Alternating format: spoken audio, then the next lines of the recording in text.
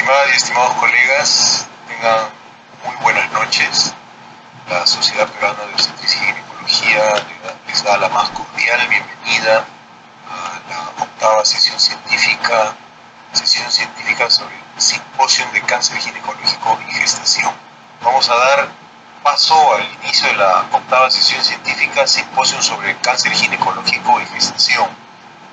Pensamos que este es un tema muy importante y pese a que podría ser poco frecuente esta relación entre cáncer y embarazo, creo que es importante tener en cuenta que para su diagnóstico y manejo correspondiente se necesita tener un equipo multidisciplinario, especialmente en ginecobstetra y sobre todo el oncólogo ginecólogo, para que se pueda hacer un manejo adecuado.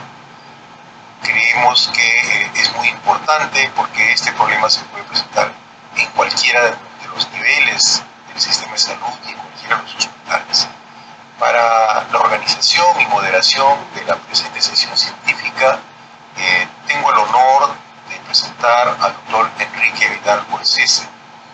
El doctor Enrique Vidal es especialista en cirugía oncológica por la Universidad Peruana Cayetano Heredia, es médico asistente del Servicio de Ginecología Oncológica del Hospital Edgardo Rebagliati Martí de Salud, tiene diplomado en docencia universitaria por la Universidad Nacional Mayor de San Marcos, una maestría en medicina por la Universidad Peruana Cayetano Heredia y él es miembro titular de la Sociedad Peruana de Obstetricia y Ginecología.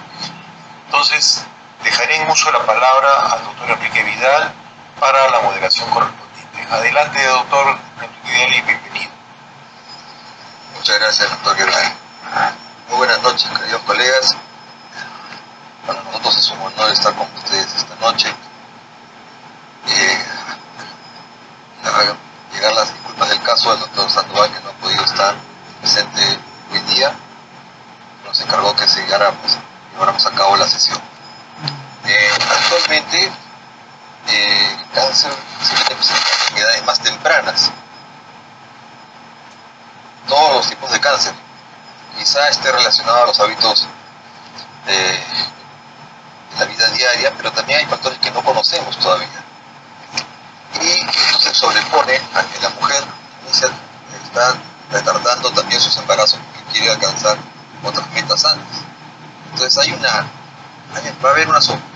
está habiendo ya una sobreposición entre el cáncer que se presenta en edades más tempranas y los embarazos que se retrasan a edades más tardías, ¿no?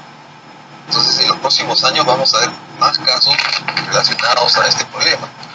Creo que es importante que estemos preparados para esto.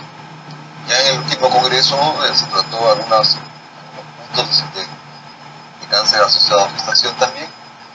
Vamos a tratar de profundizar ya en otros aspectos con el cáncer de cuello uterino, los tumores de ovario y el cáncer de mama.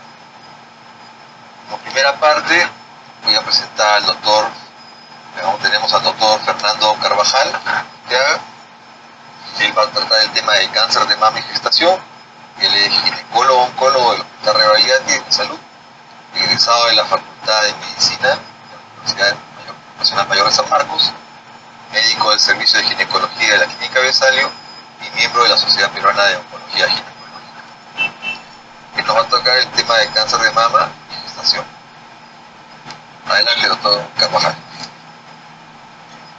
Muy bien, doctor. Muchas gracias por la presentación. Agradecer al comité organizador por la invitación y a cada uno de ustedes por estar reunidos esta noche para compartir estos temas tan importantes. El tema que se me ha asignado compartir con ustedes es el cáncer de mama y gestación. El cáncer de mama es uno de los cánceres más importantes del ser humano. ¿Ya? Si hacemos la comparación en ambos sexos, podemos observar que el cáncer de mama es uno de los cánceres más incidentes comparado con los otros cánceres y de una mortalidad promedio. Aproximadamente el cáncer de mama tiene una incidencia de 48.6 y una mortalidad de 12.7 por cada 100.000 habitantes. Dentro de lo que viene a ser el cáncer de mama existen diferentes aristas y una de las particularidades de este cáncer de mama es el cáncer de mama asociado a la gestación. el cáncer de mama asociado a la gestación es un cáncer de mama que comparte las características del cáncer de mama no asociado a la gestación, como son factores de riesgo, métodos de diagnóstico, formas de tratamiento y características de pronóstico.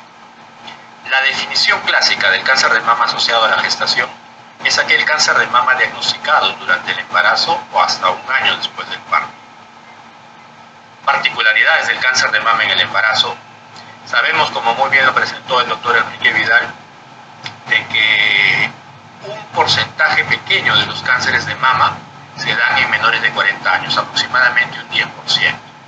Y son este porcentaje de pacientes las que se encuentran en edad reproductiva y que por lo tanto van a tener la probabilidad de estar embarazadas o estar cercanas al embarazo en el momento del diagnóstico del cáncer. Otra particularidad es que es poco frecuente, un caso por cada 3.000 a 10.000 mujeres, y es el cáncer más frecuente de todos asociado a la gestación. Particularidad también es que de los casos, cerca de un 90% de los cánceres de mama durante el embarazo van a tener la probabilidad de tener que recibir quimioterapia. Asimismo, son tumores de mayor tamaño.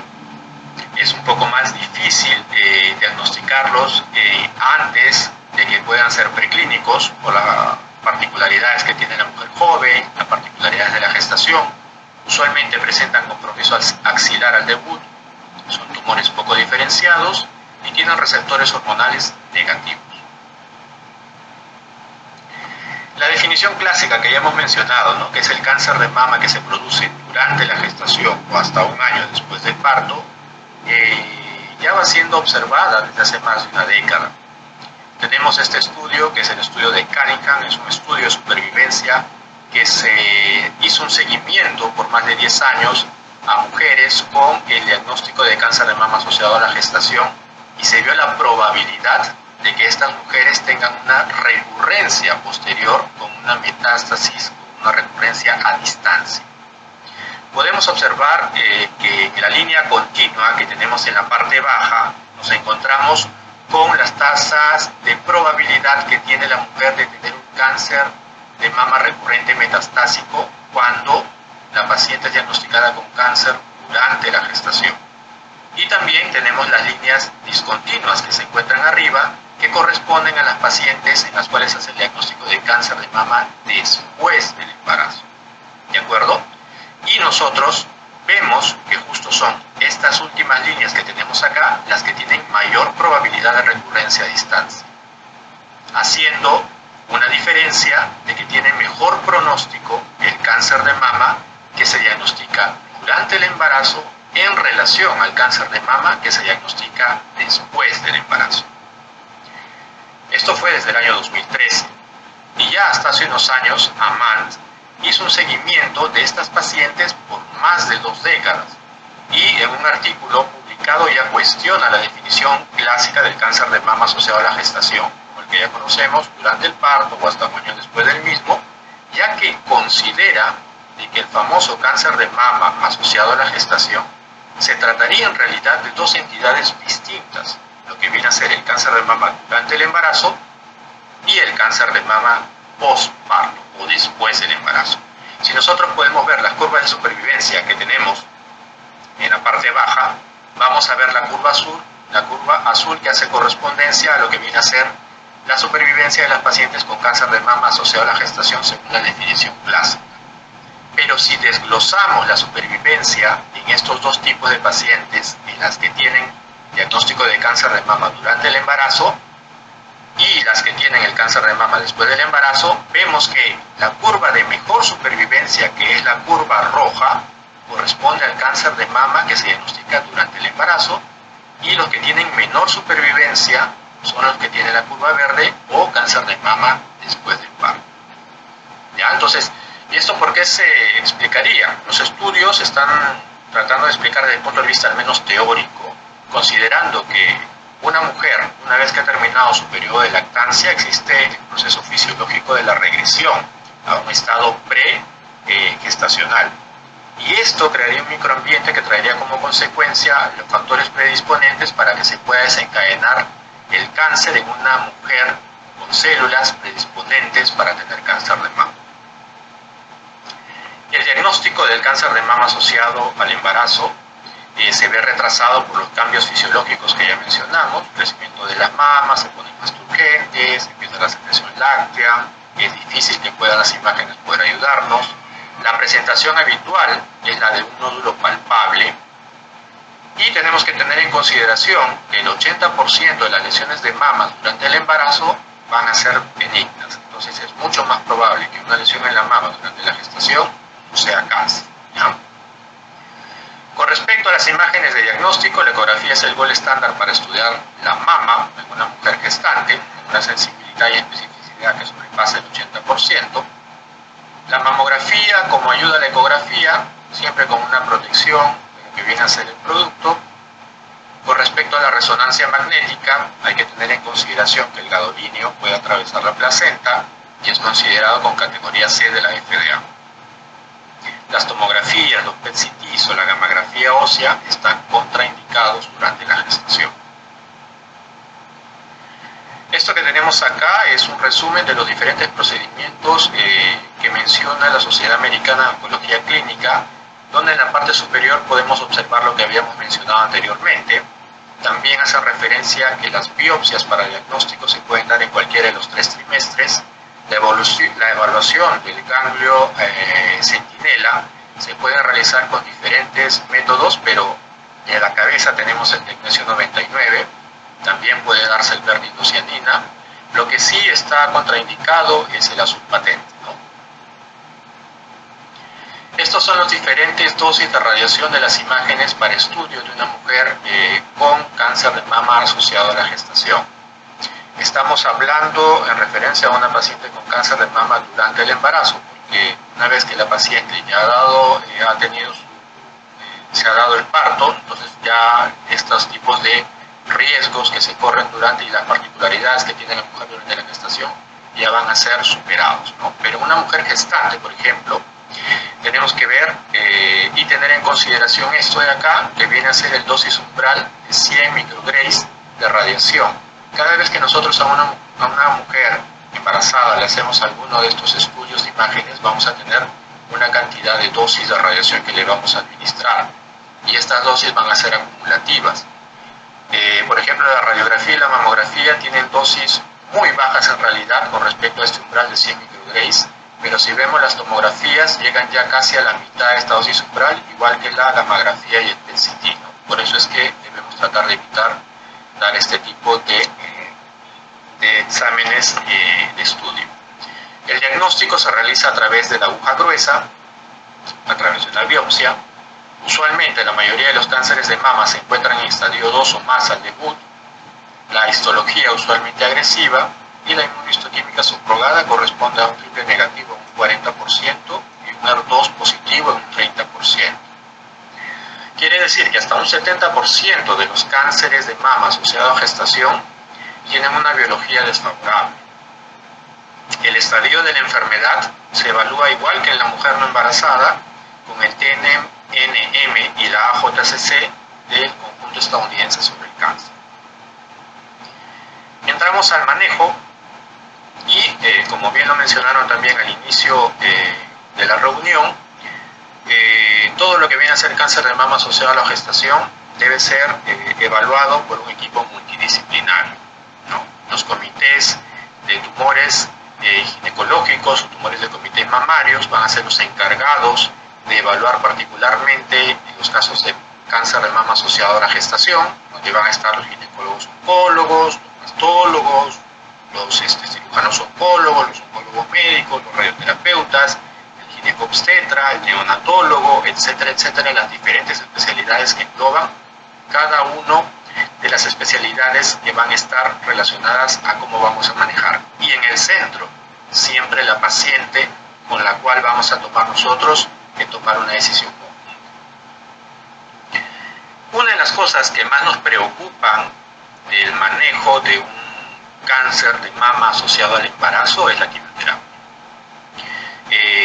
Existe el problema de que la quimioterapia podría ser nociva para el producto.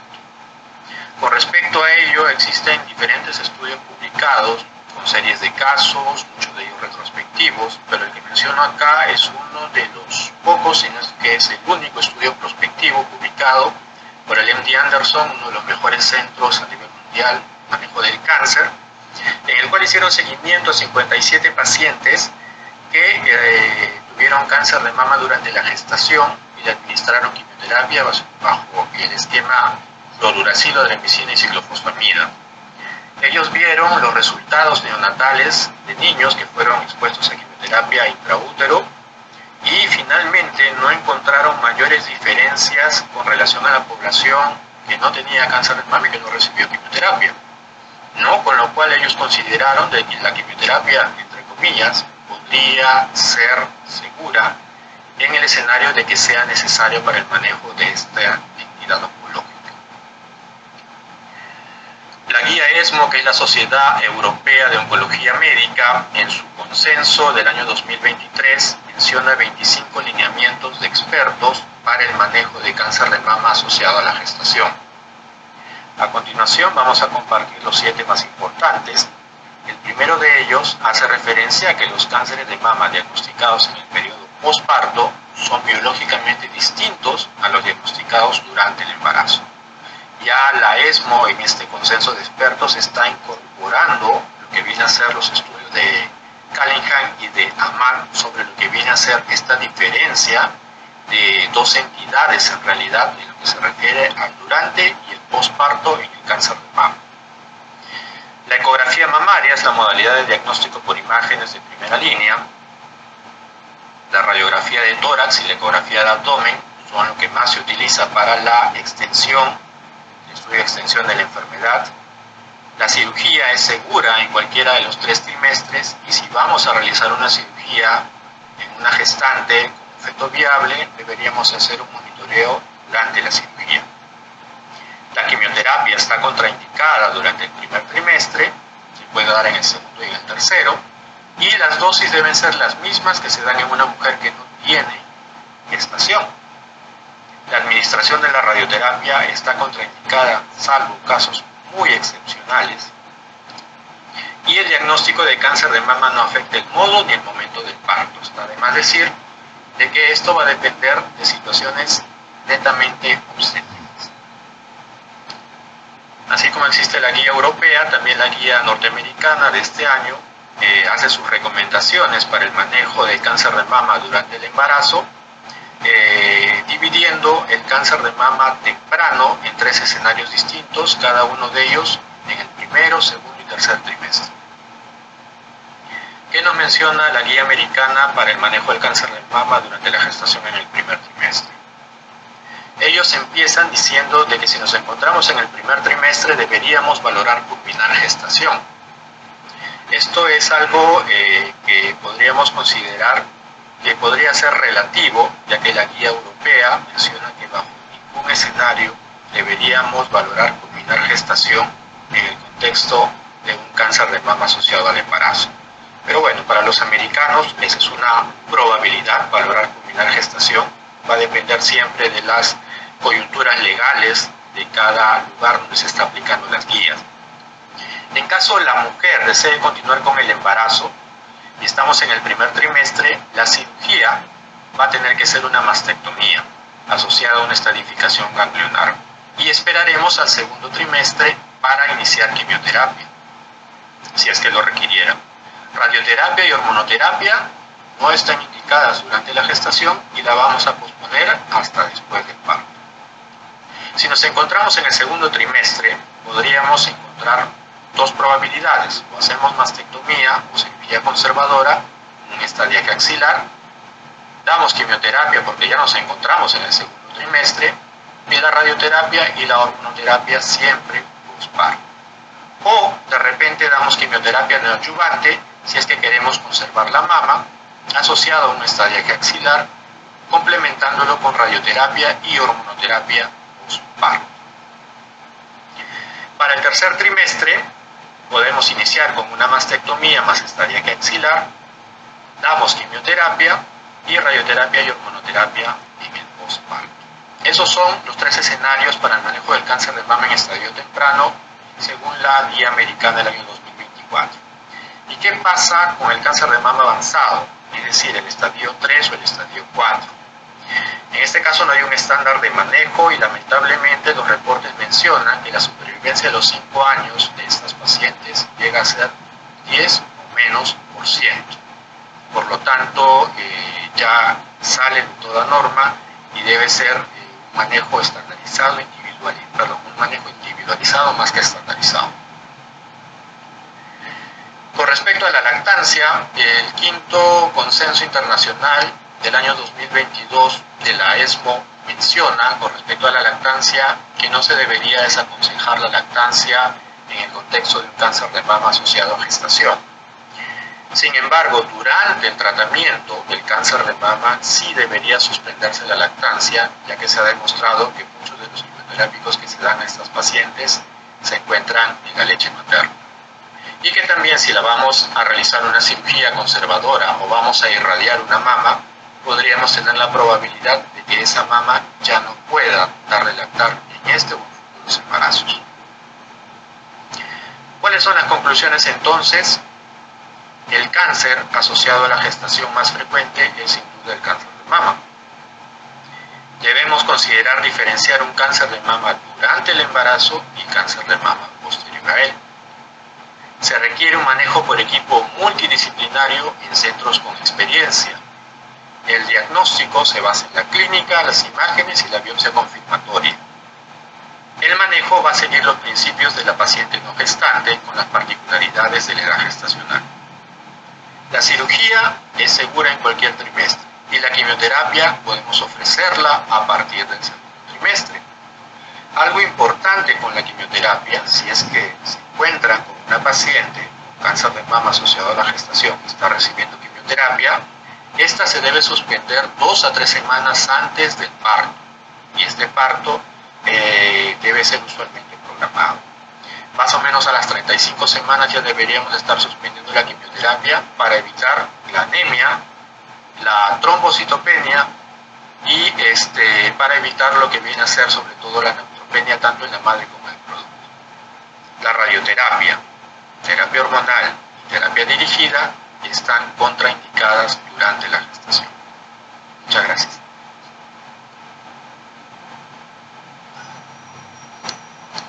Muchas gracias, doctor Fernando Carvajal, por la exposición. Muy claras las ideas. Vamos a dejarlo para el final, para las preguntas del auditorio. Bien, siguiendo con la programación, tenemos al doctor Pedro Aguilar Ramos.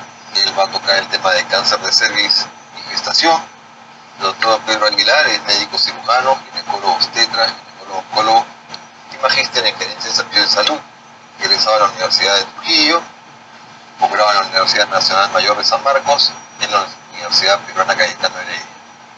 Posee un máster en colposcopía y patología del tracto genital inferior. Es ginecólogo oncólogo del Hospital Nacional Edgardo Rebagliati Martins de Salud. Entonces nos ocupamos el doctor Pedro Aguilar con el tema de cáncer de cervix y gestación. Adelante, doctor Aguilar. Gracias, Quique. Gracias a la sociedad por la invitación y también a todos los colegas que están ahí presentes. Vamos a continuar entonces con las ponencias y ahora vamos a presentar el tema del cáncer de cuello uterino, gestación. Es un cáncer también frecuente, lo vamos a ver, al igual que mama, que se está presentando cada vez más en nuestras mujeres que están postergando un poco el tema de la gestación y el cáncer también se está haciendo más temprano. Para esta presentación no tengo conflicto de intereses. ¿Cuáles son las ideas que se ha podido identificar en este tema? En realidad son 3 ideas, ¿no?, que he podido identificar. Una de las primeras ideas es el cáncer de cuello uterino durante el embarazo. Y esto se define a un cáncer de cuello uterino diagnosticado durante las diferentes etapas del embarazo, incluso diagnosticado hasta un año después del parto. Esa es por definición cáncer de cuello uterino durante el embarazo. Pero también se presentan casos de embarazo durante un cáncer de cuello uterino. Por ejemplo, tenemos pacientes que inclusive llegan, la gran mayoría, en cáncer de cuello uterino avanzado, estadio 2, 3, y por milagro estas pacientes, pues no sé cómo se pueden embarazar, ¿no? Desde el punto de vista fisiológico, pero en realidad es un problema, un embarazo durante un cáncer de cuello uterino, sobre todo avanzado, pero sí se presentan estos casos, no tan frecuentes como el primero, pero sí hay que mencionarlos también. Y el otro tema es también el deseo de una mujer de embarazarse, pero tiene un cáncer de cuello uterino. Entonces ahí hay que hacer un manejo conservador del útero para un futuro embarazo. Entonces estos son los 3 puntos importantes que se pueden identificar en un cáncer de cuello uterino y gestación. En el tema del cáncer en general hay una institución que se llama INCIP, que es la Red Internacional sobre el Cáncer, Infertilidad y Embarazo, que es la que realiza estudios a gran escala en diferentes países. Y desde el año 2005 ya se han registrado más de 2.000 pacientes. En nuestra región hay países que ya están afiliados al INCIP, por ejemplo Uruguay, Argentina, y sería importante también nuestro país poder incluirlo para que se siga aumentando la casuística, para llegar a un buen manejo de estas entidades que no son tan frecuentes, pero sí hay que saber cómo manejar cuando se presentan. En cuanto a la incidencia, vemos acá que el tema de ya mencionamos anteriormente, durante la gestación pues se va postergando y esto incrementa la incidencia, está acá en un tercer lugar después de cáncer de mama, después de linfoma. El cáncer de cuello uterino es el tercero en frecuencia en cáncer asociado a gestación. Y en aquellas que desean preservar fertilidad, está prácticamente en primer lugar. Es una de las principales neoplasias que se van a presentar y la paciente va a desear un embarazo posterior. Y luego ya en la etapa postnatal ocupa un segundo lugar después de mama. Como ven acá, mama la que está en primer lugar en la etapa postnatal, seguido por cuello uterino. Asimismo, en este mismo registro INCIP, que es la más, digamos, con la mayor casuística en todo el mundo, se ha hecho el análisis y se ha encontrado que el cáncer de cuello uterino asociado a gestación se encuentran en estadios 1, sobre todo el 1A y el 1B3, hasta un 80%. Y la mayoría se presentan en segundo y tercer trimestre. Según John, que calculó la incidencia del cáncer de cuello uterino y también otros tipos de cánceres, describió una incidencia de 1 por cada 2.000 y 1 por cada 10.000 embarazos asociados a gestación. Entonces, en nuestro país, de acuerdo a la tasa de nacidos, se tendría aproximadamente 80 casos por año de cáncer de cuello uterino asociado a gestación. Este número es interesante porque nosotros en la parte donde estamos en la ginecología oncológica vemos, ¿no?, estos casos, sobre todo los casos que vienen en estadios más avanzados, y todas las instituciones a nivel nacional pues deben tener también su casuística, pero en general tendríamos aproximadamente 80 casos por año de cáncer de cuello uterino en gestación. En el tema de la etiología y factores de riesgo es controversial. Que el embarazo acelere el cáncer de cuello uterino o que el cáncer de cuello uterino pueda complicar el embarazo todavía sigue siendo controversial. Lo que se ha estudiado hasta el momento es que los niveles de estrógenos, progesterona y la gonadotropina coriónica humana se ha correlacionado con el virus del papiloma humano, sobre todo 16 y 18, y que puede promover la progresión al cáncer de cuello uterino. Entonces, esta es una de las asociaciones, ¿no?, de los niveles hormonales asociados al virus y a la progresión del cáncer. Asimismo, desde el punto de vista fisiológico, todos sabemos el aumento del flujo sanguíneo, linfático, ¿no?, durante el embarazo. También la inmunidad en la etapa temprana también puede disminuir, y todo esto puede acelerar, por ejemplo, una metástasis, una diseminación del cáncer de cuello uterino.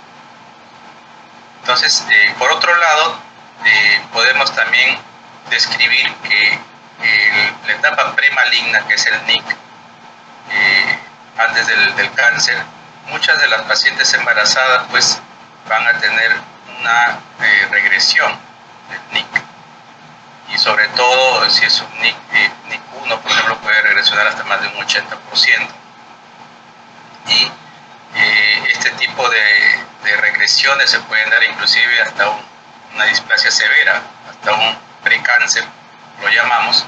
Pueden sobre todo eliminarse después de un parto vaginal, y estas pacientes pues prácticamente pueden hasta curarse de una lesión premaligna previo al parto.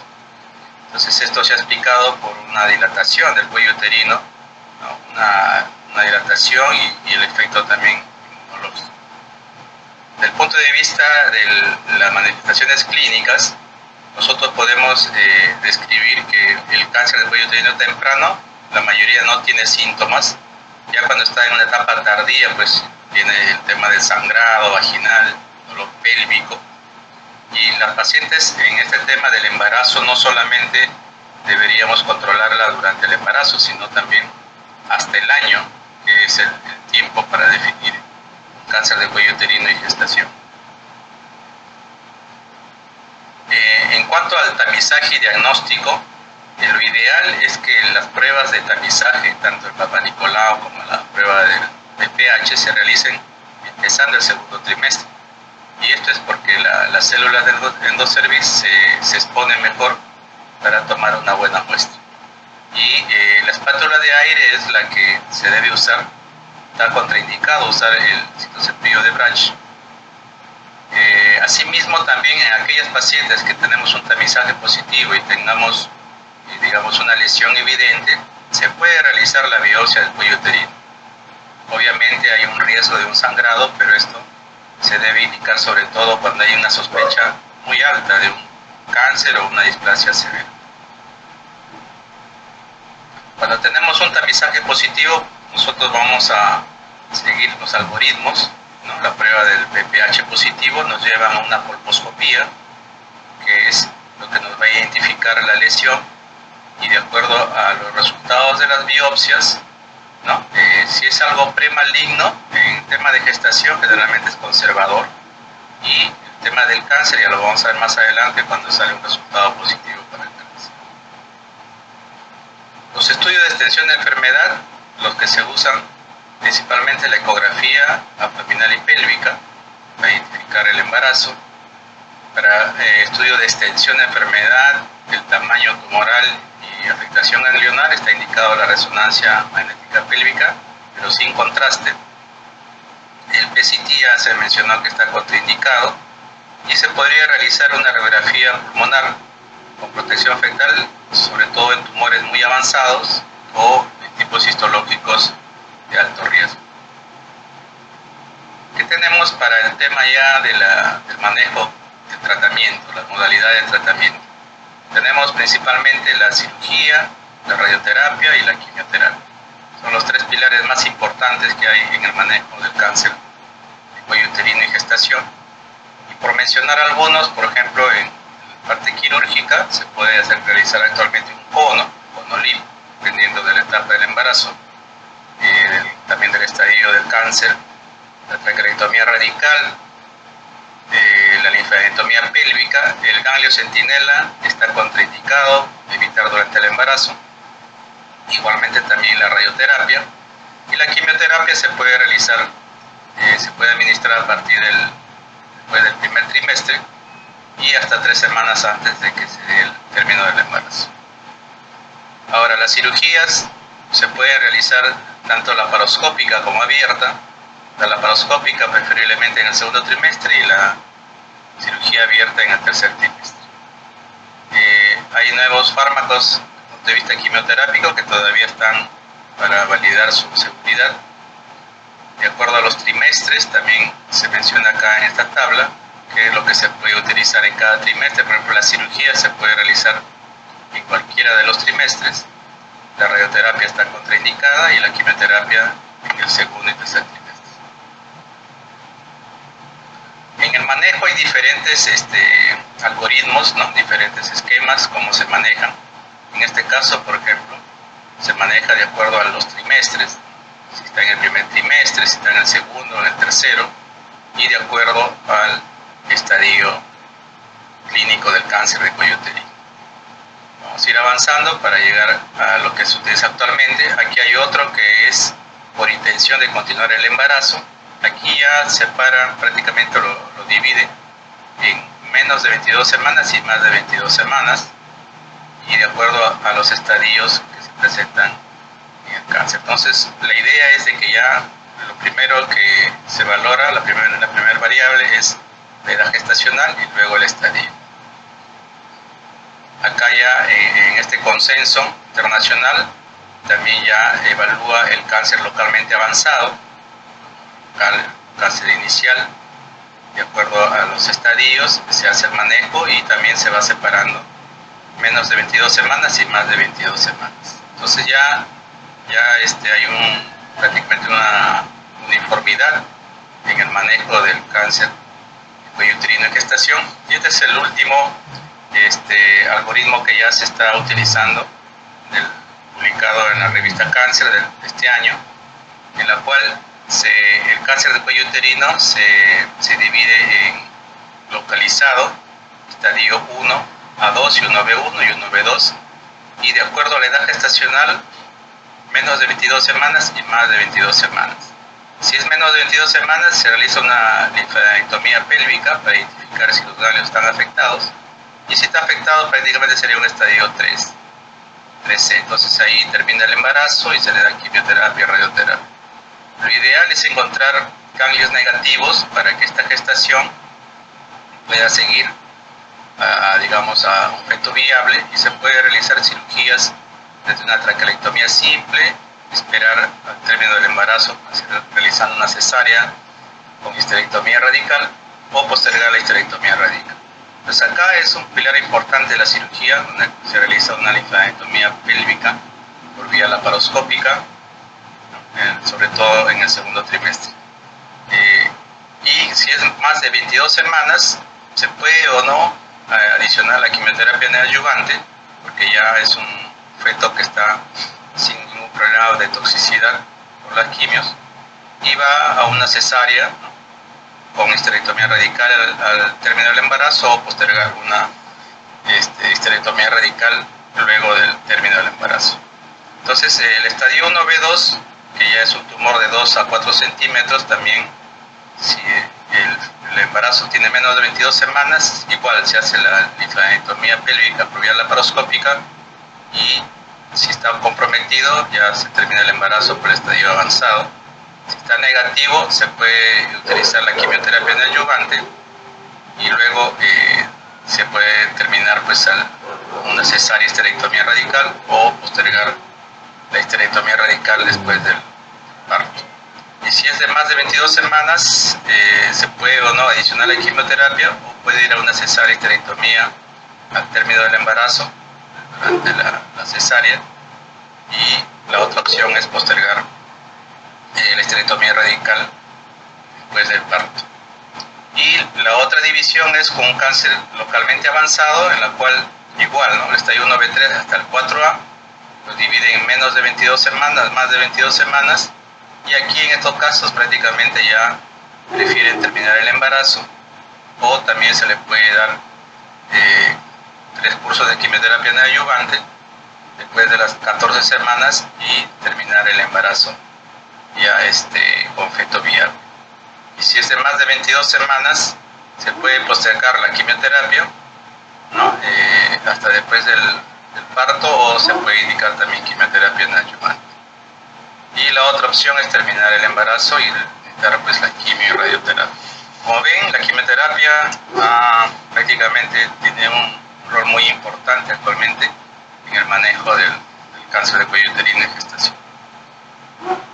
vamos a ver la otra idea, que es el cáncer de cuello uterino en aquellos pacientes que desean preservar la fertilidad.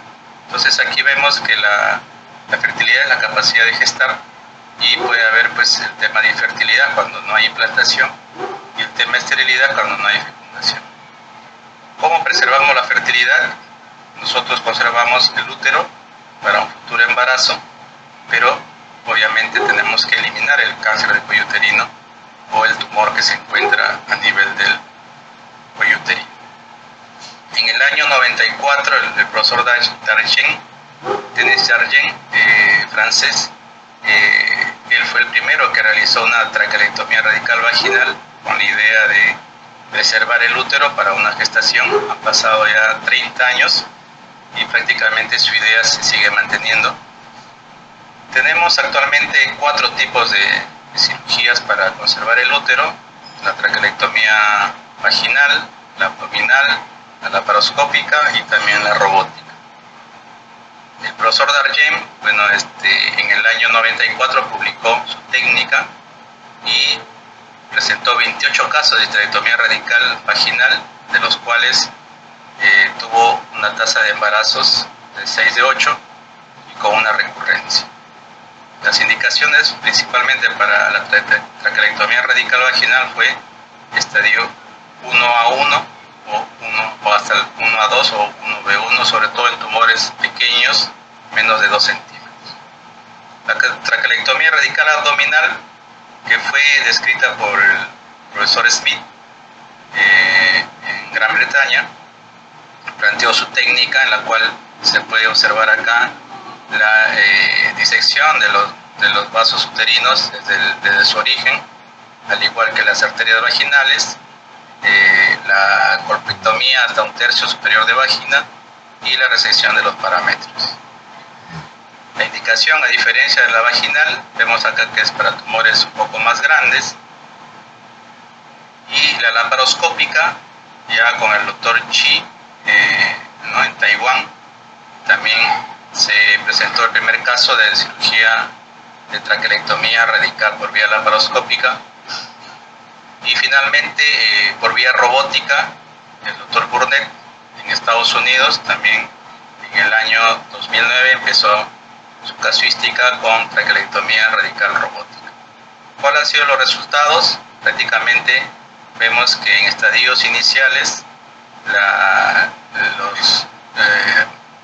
las tasas de nacimiento y prematuridad son buenas en traquelectomías simples, y las traquelectomías radicales abiertas, sobre todo para estadios 1B2, y parece que la traquelectomía robótica en esta tabla es la que nos da mejores tasas de embarazo y también mejores resultados oncológicos. Maurice entonces concluye que para estadios 1B1 la traquelectomía simple o un simple cono es lo mejor, con una tasa de recurrencia baja y con una tasa de embarazo y nacimiento vivos óptimas. En estadios 1B2 está indicado la traquelectomía por vía laparotómica, con buenas tasas de recurrencia y tasas de embarazo bajas. Estos son los estudios que hay actualmente, ¿no? Por mencionar algunos.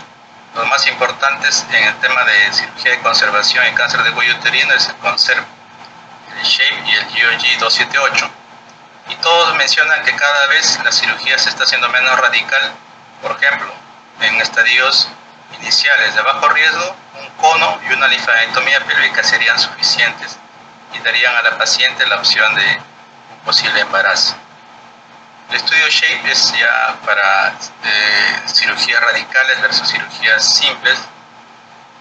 El GOG es otro de los estudios que preserva la fertilidad, ¿no? Con un cono y linfadenectomía pélvica versus una histerectomía simple y linfadenectomía pélvica. Hay otros estudios también que comparan la cirugía abierta con la cirugía laparoscópica, sin diferencias significativas en sobrevida. El estudio CONTESA también es otro de los estudios que están comparando el tema de la quimioterapia neoadyuvante antes del manejo quirúrgico final.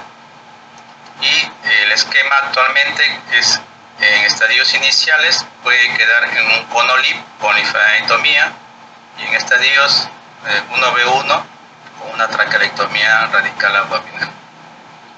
Las guías americanas también lo mismo, estadio 1 con un cono. Si hay invasión linfovascular se complementa con una linfadenectomía con ganglio centinela. En estadios más avanzados, la traqueolectomía radical abdominal. Aquí les presento una de las cirugías que realizamos en el Hospital Rebagliati, en la cual se ve la técnica, se describe la técnica de la traqueolectomía radical abdominal. ¿No? Hacemos una incisión transversa suprapúbica, colocamos un retractor abdominal,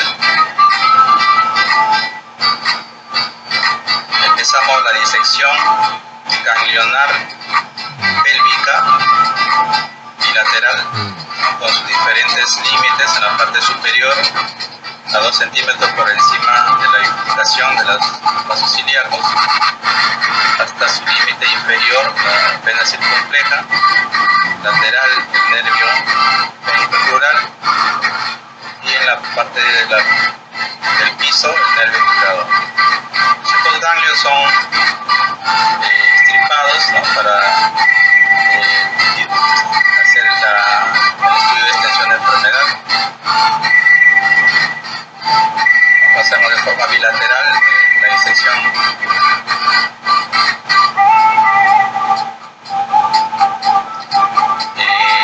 Luego hacemos la disección de la arteria uterina de su nacimiento en la arteria hipogástrica. Acá se logra ver, miren, la arteria uterina de su nacimiento en la arteria hipogástrica.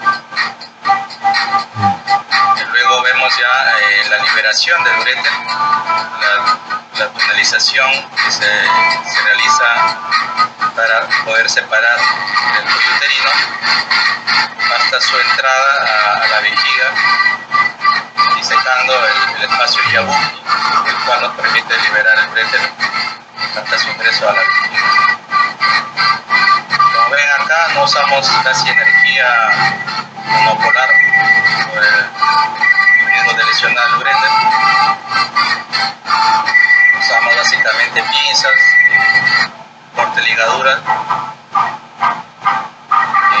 Ya viene la etapa de la disección de los espacios paravesical. Disecamos el espacio paravesical hasta el tercio superior de la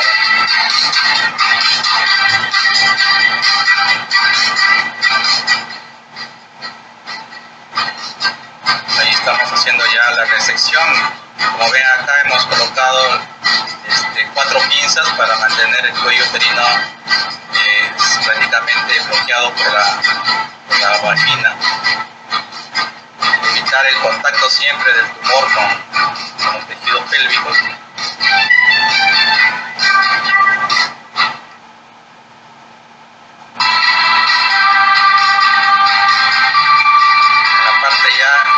Cuando se exterioriza el cuello uterino,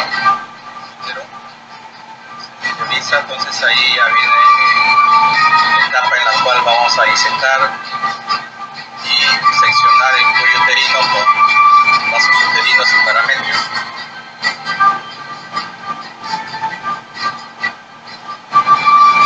Acá podemos ver, por seguridad nosotros vamos a cerrar acá el rodete vaginal, pero miren, acá se puede observar el rodete vaginal importante, ¿no? Las dimensiones y el tumor de más de 2 centímetros, en este caso estadio 1B2, indicada la traqueolectomía radical abdominal. Vamos avanzando. Aquí ya vemos cómo se ven los vasos uterinos, los parametrios.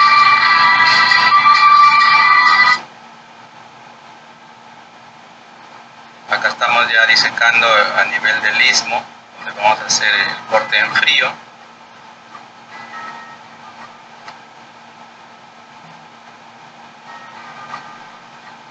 hacemos el corte en frío a nivel del istmo y ahí tenemos ya la pieza operatoria, ¿no? El cuello uterino con el tumor, el rodete vaginal, parametrios y los vasos uterinos. Y bueno, ya la reconstrucción, bueno, es importante también el cerclaje para evitar la incompetencia cervical. Hacemos un cerclaje tipo McDonald's con una sutura no absorbible, la cual nos va a mantener ahí el cuello uterino pues para el futuro embarazo.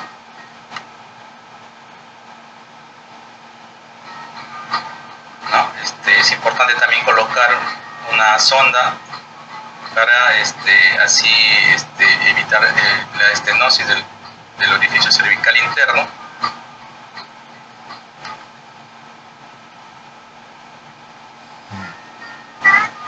Y por último ya hacemos la anastomosis del istmo con la vagina, ¿no? Usamos suturas absorbibles con Vicryl. Hacemos anastomosis prácticamente de todo el borde del orificio cervical interno, los bordes que quedó con la vagina. Dentro del cuello, dentro de nosotros, para que el cuello no se interrumpa. Unas 2 semanas. Como menciona ahí, 2 semanas con la sonda Foley, número 8, y eso va a permitir que el cuello no se estenosi. Finalmente se hace la peritonización y prácticamente el útero queda con la irrigación de los vasos ováricos. Y es una paciente que tenemos en el hospital, fue el primer caso que se presentó con embarazo post-traquelectomía radical abdominal y llegó a un embarazo de 30 semanas con RPM desde las 28 semanas y se pudo lograr la gestación. Entonces, como conclusión, podemos decir que la cirugía conservadora de fertilidad en cáncer de cuello uterino de bajo riesgo es factible, con buenos resultados oncológicos y obstétricos. Actualmente la conización y la traquelectomía simple prácticamente ya son una de las indicaciones para estos casos iniciales. La traquelectomía radical solo en estadios 1B2, tumores más grandes de 2 centímetros, y la cirugía mínimamente invasiva sigue siendo una opción en cirugía conservadora, sobre todo en estadios también iniciales. Y el cáncer de cuello uterino asociado al embarazo requiere un manejo multidisciplinario, según la evidencia, de acuerdo a estadios, edad gestacional, la cirugía y la quimioterapia son pilares importantes, y en algunos casos ya se debe culminar el embarazo por el alto riesgo de las pacientes. Eso es todo, muchas gracias. Bueno, agradecer al doctor Aguilar por la ponencia. Como ustedes han podido apreciar, hay muchos cambios que se han venido dando en el manejo de esta enfermedad, de acuerdo a los estadios clínicos, a las posibilidades, a la edad gestacional y a las grandes posibilidades que se han presentado, ¿no? Vamos a dejarlo para las preguntas ahora al final y vamos a darle paso a doctor Mario Gamarra Paredes. Doctor Mario Gamarra Paredes va a tocar el tema de tumores de ovario y gestación, y es médico cirujano de la Universidad Nacional Mayor de San Marcos, con especialidad en cirugía general y oncológica por la Universidad Federico Villarreal en el INE. Tiene ginecología y obstetricia en la Universidad Nacional Federico Villarreal, una maestría en medicina y un doctorado en medicina, miembro también del servicio de ginecología oncológica del Hospital Revaliati. Y va a tocar el manejo de los tumores de ovario asociados a la gestación, caso que estamos viendo cada vez más frecuentes en nuestro servicio. Adelante, doctor Gamarra. Buenas noches con todos. En primera instancia, permítame agradecer a la Sociedad Peruana de Obstetricia y Ginecología por esta invitación y la posibilidad de poder dirigirme a tan selecto público, en el cual figuran amigos y colegas de larga data. Bien, con respecto al tema de cáncer ginecológico y gestación, me ha tocado desarrollar a mí lo correspondiente a los tumores de ovario y gestación. Estos tumores de ovario se supone que pueden ser benignos o malignos. En tal sentido, lo que ya muchos colegas han mencionado, quizás lo voy a volver a repetir. Lamentablemente hay un retraso actualmente en el embarazo y esto se produce generalmente en una edad reproductiva muy tardía. pero al mismo tiempo las neoplasias están aumentando su incidencia en la cuarta década de la vida. Como consecuencia, vemos que hay un número de mujeres embarazadas afectadas por cáncer y este número está aumentando. Este problema, los tumores en general, complican 1 de cada 1000 embarazos y cada vez es más común. Son pacientes mayores, como vemos, gestando. Ahora, los tumores anexiales en el embarazo tienen un rango muy amplio de frecuencia. Acá vemos 0.15 hasta un 5.7%. Por suerte, la mayoría de ellos son benignos. ¿Existe la posibilidad de que algunos de estos benignos se malignicen? Sí. De repente, algunos de los, es poco frecuente, pero se han descrito en los casos de tumores benignos como los quistes dermoides o los teratomas que tenemos acá a la derecha, que se han malignizado, por supuesto, la parte epitelial, ¿no? El carcinoma de tipo epidermoide. Tenemos la bibliografía al respecto. En cuanto a las generalidades, ¿no? En el embarazo, y ustedes de repente lo tienen a bien, se recomiendan 3 ecografías, una en cada trimestre. Y a raíz de estos estudios ecográficos, se descubren incidentalmente las masas anexiales. Y generalmente la mayoría son en el primer trimestre. Como son descubiertas incidentalmente, son asintomáticas. Y por suerte también muchas de ellas regresionan en forma espontánea.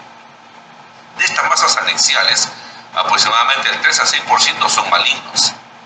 Y también, por suerte, se descubren en una etapa temprana.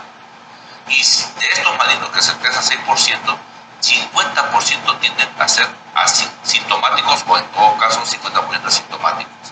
Las molestias que pueden presentarse son dolor, sangrado, distocia, rotura o torsión ovárica, que es más o menos algo común en algunos tipos de casos cuando la paciente no está gestando.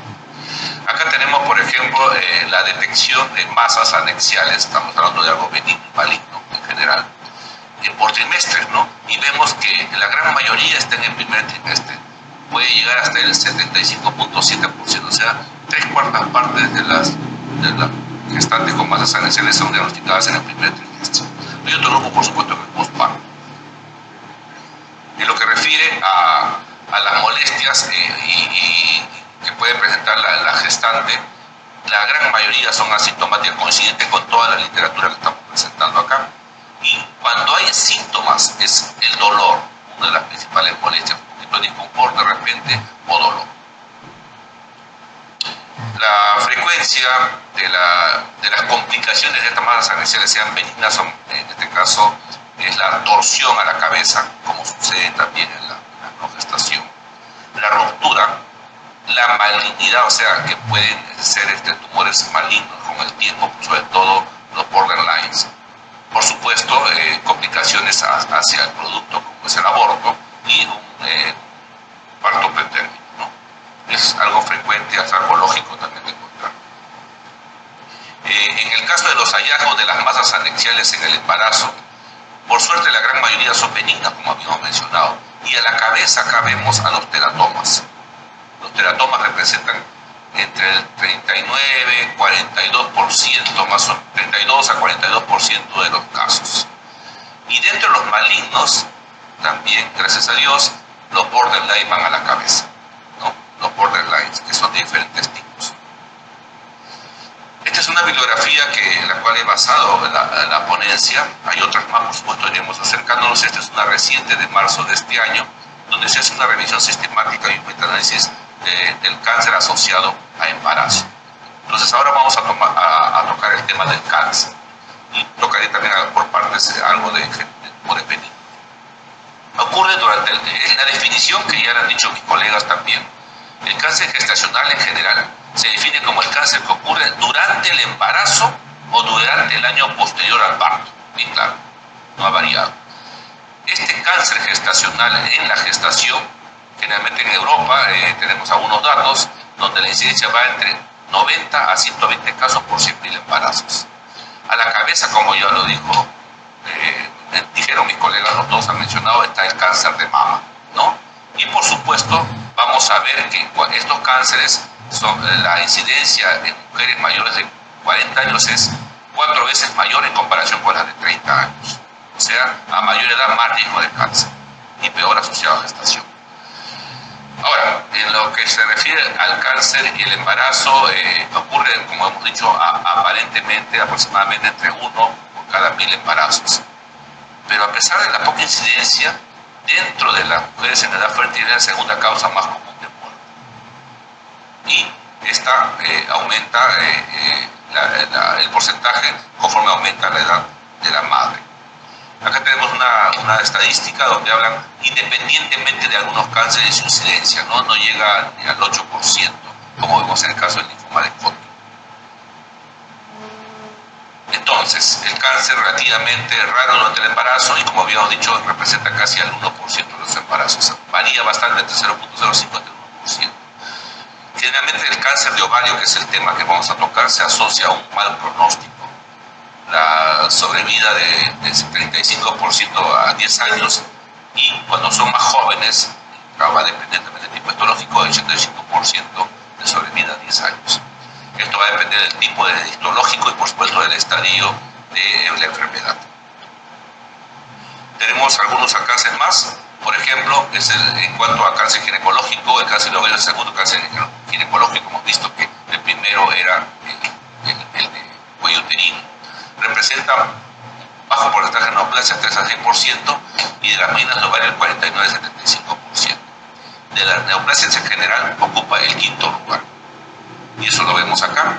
Mis colegas ya han hablado del cáncer de mama, va a la cabeza, el cuello uterino va tercero y ovario va en 5º puesto. Vamos a ver ahora lo que corresponde al diagnóstico del cáncer de ovario en gestación. Generalmente hemos mencionado que es un hallazgo incidental durante el primero o segundo trimestre, generalmente en el primero, y generalmente es asintomático. Definitivamente el examen ideal es la ecografía transvaginal. Es lo que más se prefiere para evaluar y identificar cómo son las masas ováricas durante el embarazo. La mayor parte, por suerte, son quistes funcionales, como habíamos mencionado. Y cuando también hay características sugestivas de malignidad que vamos a conversar más adelante. La ecografía, repito, es la modalidad preferida como diagnóstico, pero esto va a depender del operador, ¿no? Y a veces es inadecuada la ecografía. En algunos casos, algunos prefieren hacer la resonancia magnética. Ojo, estoy mencionando solamente 2 pruebas importantes. La resonancia magnética debería ser sin el contraste, que es gadolínio, porque atraviesa la membrana y puede causar daño al producto. Los hallazgos que pueden sugerir alto riesgo o potencialmente que una masa sea maligna son el tamaño tumoral mayor de 10 centímetros, la velocidad de crecimiento de 0.35 centímetros por semana. Esto es muy importante, la presencia de áreas sólidas, las masas multilobuladas, los tabiques internos macroscópicos, proyecciones papilares, que es parte del componente sólido, masas bilaterales, la bilateralidad, aumento de la vasculatura y presencia de líquido abdominal pélvico libre o ascitis. Esto puede ser hecho con una ecografía más o menos normal. En algunos casos se puede utilizar la ecografía Doppler para obtener un mapa vascular de la masa inicial, pero basta con estas características que tenemos acá. Acá tenemos, por ejemplo, una gestante que ya tuvo su bebé y fue detectado por una ecografía, ¿no? Y en estadios avanzados, gracias a Dios. Este artículo es muy importante y invito a ustedes, colegas ginecobstetras, a buscarlo y tratar de leerlo, entenderlo y proyectarse hacia en lo que se refiere a sus diagnósticos ecográficos. Es el ORADS. El ORADS es básicamente un sistema de datos y reportes de ovario, ¿no? ORADS. Recuerden que en mama está el BIRADS, ¿no? Recuerda un poquito. Esta es una clasificación ultrasónica ecográfica. Este artículo es muy importante porque nos da a entender de que hay diferentes tipos de ORADS. Es lo que usamos nosotros, es lo que trabajamos con los ginecobstetras de la unidad de vigilancia fetal de nuestro hospital y tratamos, y esto es una sensibilidad altísima, nos falta medirla, tenemos que trabajar al respecto. Tenemos el ORADS 0, ¿no? 1, 2, 3, 4, 5, más o menos como la mamografía, donde para nosotros de repente lo más importante es el número 3, que puede tener un riesgo de malignidad hasta de un 10%, el número 4 empieza un 50%, el número 5 que es más del 50%. Algunas características las ven en el cuadro. Vamos a ver algunos gráficos, por ejemplo, folículos, cuerpo lúteo, eso ustedes lo conocen muy bien, esmorras 1, algunos quistes simples más o menos, esmorras 2, esmorras 3, donde hay, por ejemplo, un endometrioma, ¿no? Muy importante, o unos tumores sólidos, por ejemplo, también pueden estar en este caso. Lo llamativo para nosotros es los 4, ¿no? Los multiloculares, los tabiques gruesos, los componentes sólidos, papilares, por ejemplo, papilares. Y el órgano 5, la alta posibilidad de malignidad, más del 50%, los quistes multiculares con componentes sólidos muy importantes, por supuesto, con vascularidad muy importante también, y alguna ascitis y nódulos peritoneales, por ejemplo, no ni hablar, es signo bastante fuerte de carcinomatosis. Si la ecografía no es suficiente para determinar la naturaleza de la masa ovárica, ojo, que no necesariamente debe determinarla, ¿no? Se puede usar resonancia magnética, que no necesariamente va a dar el diagnóstico exacto, ¿no? Y esta se puede usar después del primer trimestre. La tomografía, ya mi colega ha dicho, es mejor no usarla. El PET scan, también, mi colega lo ha mencionado, es mejor no usarla en estos casos. Entonces, abolimos la tomografía y lo que sí se menciona es la resonancia. Generalmente la pedimos cuando hay una ecografía en vivo insuficiente, aunque ahora estamos pidiendo en muchos casos porque nos ayuda a tener un refuerzo para poder enfrentar a veces casos como la gestación y cáncer o gestación. Proporciona imágenes profundas, ¿no?, de tejido y es segura durante el embarazo. Sirve para evaluar grandes masas, su relación con otras estructuras como la parte digestiva, la parte urinaria y por supuesto la infiltración de estos, si hay infiltración de estos tumores, ¿no? Evalúa también el espacio retroperitoneal, para nosotros muy importante, así como la afectación de los ganglios pélvicos y retroperitoneales, por supuesto. Repito, no se debe usar, mis colegas han dicho, el gadolínio en contraste. Acá vemos la ultrasonografía con ORRAS 5, ¿no? Miren, ven las papilas dentro, ¿no? Ahí está. Entonces, y resonancia magnética también. Entonces hay ORRAS en ultrasonografía y ORRAS en resonancia magnética. Acá vemos una resonancia magnética con una gestación, un bebé y un feto, y carcinoma seroso de alto grado aquí.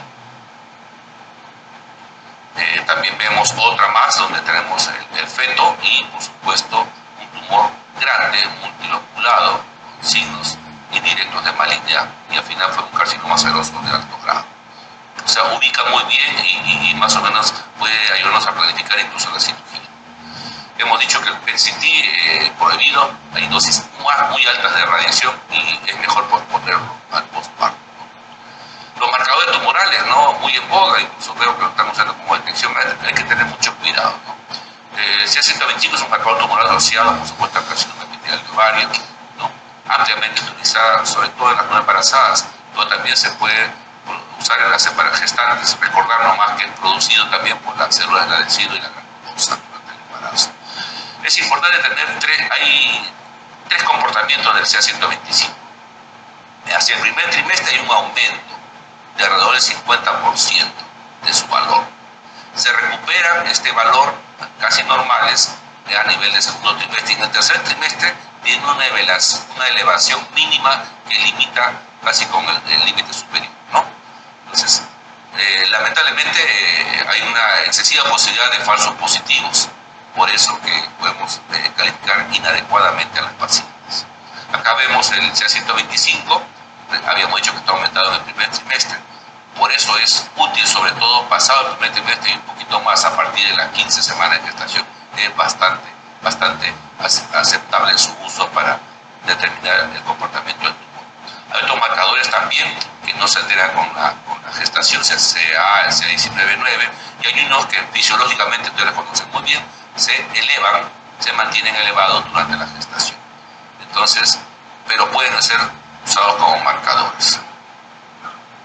Acá tenemos, por ejemplo, lo que mencionábamos, ¿no?, sus valores, los valores normales, los marcadores para tumores epiteliales, salta a la cabeza el CA125, para tumor mucinoso, o sea, CA19-9, medianamente aumentado de la gestación, carcinoma mucinoso, célula granulosa, tumores de célula granulosa también, ahí tenemos los marcadores para los germinales, y el de geminoma, que es uno de los más importantes de los germinales, ¿no? Ahora, ya hemos hemos hecho ya todo esto, la ecografía, la resonancia, marcadores, hemos evaluado a la paciente, examinado, ya tenemos todo listo, ¿y ahora qué hacemos? Pues, ¿cuál es la decisión? La toma de decisiones médicas está cargada primeramente de aspectos éticos y por supuesto de emociones, ¿no? De emociones porque tanto personales o institucionales como también las familiares por parte de la paciente. Es necesario ver los beneficios potenciales para las madres frente a los riesgos del feto. La eje gestacional es un factor crítico, indispensable, ¿no? Que va de repente a ser más difícil conforme aumente esta edad gestacional para la enfermedad a tratar. Hay desafíos en el diagnóstico, hemos visto ciertas limitaciones y en el tratamiento también conforme vamos a verlo, ¿no? Y al mismo tiempo, cada caso es prácticamente independiente, debería ser tratado de forma muy individual. Hay muchos matices al respecto. Entonces hay riesgos potenciales a corto y largo plazo, lamentablemente para el bebé, tanto con los métodos diagnósticos como los métodos terapéuticos. Es necesario que la paciente y su familia deben ser informadas por un equipo multidisciplinario sobre la enfermedad y todas las opciones que puedan haber. Recordemos, individualizando cada caso y recordar que estamos en un escenario muy amplio con aspectos éticos, personales, religiosos y muchos más. Entonces, las decisiones deben basarse en una comunicación clara con respecto al pronóstico, hablar bien claro las cosas y intención curativa. Este es el manejo multidisciplinario tremendo, ¿no? Hablamos acá de imágenes, hablamos de radiología, hablamos de imágenes fetales también, hablamos de obstetricia, de cuidados neonatales, de recién nacidos, cuidado de la familia. Acá hay tratamientos, por ejemplo, hechos por quimioterapia, por psicólogos médicos, por psicología, ¿no? Por perinatología, por ginecología oncológica y neonatología, todos centrados en que el cáncer y el embarazo tengan una buena luz al final del tiempo. El tratamiento va a depender del tipo de cáncer, la biología del cáncer y el estadio de este cáncer. O sea, son aspectos básicos, los tres aspectos. Pero al mismo tiempo hay que ver la edad gestacional del feto y los limitados datos de seguridad que podríamos tener con las terapias que vamos a asistir. Y eso es cierto porque no hay trabajo de investigación, no hay estudios randomizados al respecto. En general, y esto bien claro lo han dicho mis colegas, la quimioterapia debe evitarse durante el primer trimestre, ¿no? La cirugía es posible durante todo el embarazo, teniendo los cuidados del caso, pero idealmente debe hacerse durante a partir del segundo trimestre, supervisado por psicólogo anestesiólogo organizado, cambio fisiológico del embarazo. Se debe evitar prohibida totalmente la radioterapia, ya se comentó también.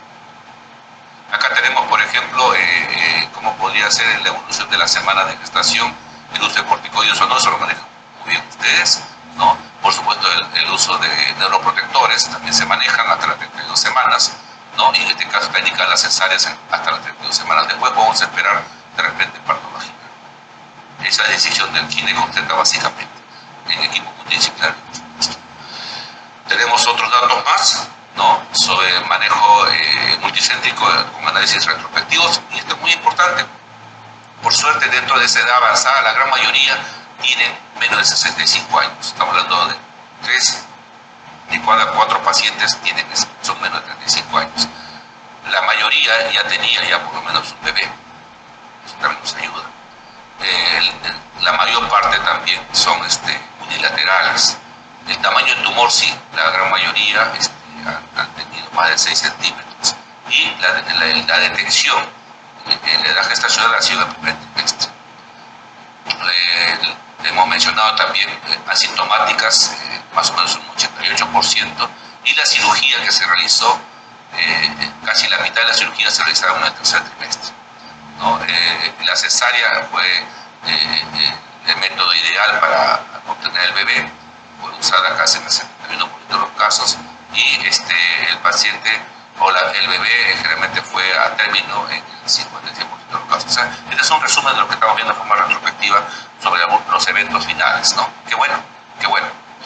En cuanto a los tipos histológicos, habíamos mencionado que la mayoría era borderline, acá en el 48.1%. Recordemos que el borderline pues, es seroso, es endometrioide, mucinoso y otros más, pero la mayoría ha sido borderline. Acá lo vemos también en ese trabajo retrospectivo, los serosos también siguen estando adelante, ¿no? 76.3% 10% borderline, ¿no? Y dentro de los epiteliales, cánceres epiteliales, se mantienen los serosos o los mucinosos, ¿no? Recordemos, y acá hay que también los ovarios pueden ser sitio de las metástasis de otros órganos, principalmente los órganos de la vía digestiva, y se detectaron 7 casos, ¿no?, de tumor de metastásicos. Acá vemos un tumor de ovario borderline, ¿no? El tratamiento es la anexectomía, ¿no? El otro está libre, así que no hay problema, ¿no? Mantenemos incluso la fertilidad a posteriori. Acá vemos el mismo ejemplo con el tumor de ovario borderline. Siguiendo con ese trabajo retrospectivo, la mayoría estuvieron en estadio 1, 78%. Se pudo hacer, como el caso anterior, cirugía conservadora. El borderline es llamado, ¿no?, premaligno, ¿no?, en el 42.35 años, muy cerca de una conservadora de fertilidad, que es más importante también para futuros eventos de gestación. Gracias a Dios también los estadios han sido iniciales, por eso el 60% no recibieron quimioterapia. Nacidos vivos es casi el 80%, y en lo que se refiere a vivos libres de enfermedad, las pacientes se encuentran más o menos casi el 80% también. O sea, son resultados bastante buenos a los esperados. Tratamiento oncológico, entonces, hemos dicho que es el quirúrgico básicamente, porque es el que nos va a dar el diagnóstico, y ahorita vamos a conversar al respecto. Pero también muchos de ellos deben recibir quimioterapia, ¿no? Se puede hacer la laparotomía o la laparoscopía, ojo, la laparoscopía, ¿no? Y después incluso se puede hacer una cirugía complementaria o secundaria después del parto. La idea es mantener al feto vivo. Las pacientes con enfermedad en estadio avanzado lamentablemente deben tener cirugía citorreductora, o sea, retirar toda la enfermedad posible. La citorreducción completa puede ser imposible en presencia del feto y puede causar un riesgo para la madre del feto. Debería ser con todo. En el embarazo se debe hacer la extirpación de los ovarios y estratificación peritoneal con preservación del útero, ¿no? Esto sobre todo en el momento en que ya la placenta haya comandado la gestación. Solo se deben extirpar ganglios linfáticos potencialmente sospechosos. No se recomienda una linfadectomía completa, ¿no?, para minimizar el riesgo asociado con la cirugía. Dependiendo del término del embarazo, la consulta multidisciplinaria podría proponer de repente que haya pacientes con diseminación peritoneal, y eso implicaría plantear a la paciente la interrupción del embarazo, o en todo caso de repente proponer que sea un parto prematuro para poder dar la quimioterapia durante y preferencia del embarazo. Este es un artículo muy interesante, recientemente, del mes pasado, el 2024, sobre la laparoscopía. Esto es hecho en Japón, en Tokushima, ¿no? Sobre tumores de ovario en general, incluyendo cáncer, por supuesto. La laparoscopía está indicada cuando las masas son grandes o se sospecha en malignidad, ¿no?